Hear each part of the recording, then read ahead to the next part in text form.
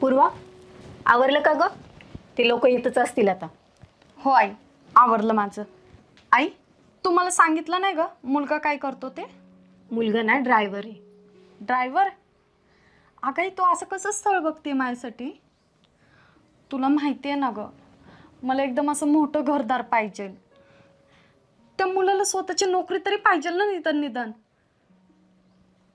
माझे खूप सारे स्वप्न आहेत गाई. अगं, मुलगा ड्रायव्हर जरी असला ना तरी त्यांच्या घरचं व्यवस्थित आहे सगळं. आणि विशेष म्हणजे तो आहे ना दिसायला पण छान आहे. त्याचा फोटो पाहिलाय आणि मामांनीच पाहिलेलं स्थळ आहे. त्यामुळं आपण काही आता मामांनी बघितले म्हटल्यावर चांगलंच असणार ना.